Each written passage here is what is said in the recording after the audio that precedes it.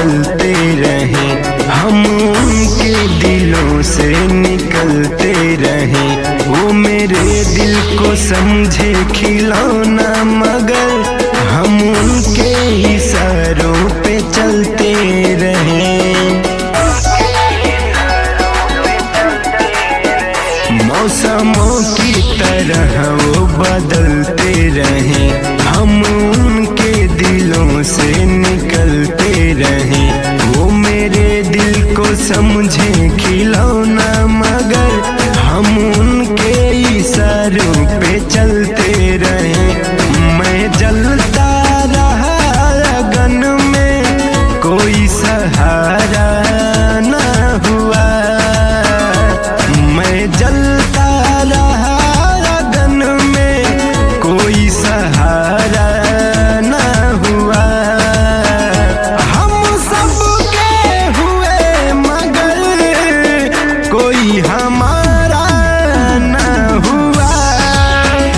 हम सबके हुए मगर कोई हमारा ना हुआ।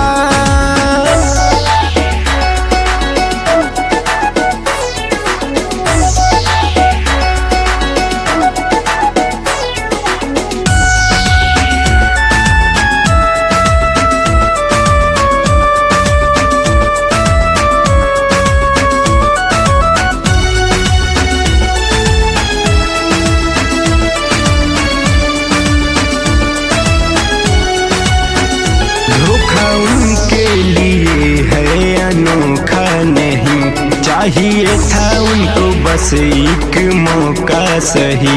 हमने करके उन पे भरोसा, कभी अपने जज्बातों को रोका नहीं।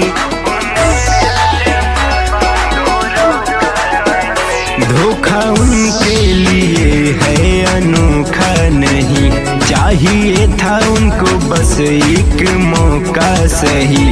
हमने करके उन पे भरोसा, कभी अपने जज्बातों को रोका नहीं।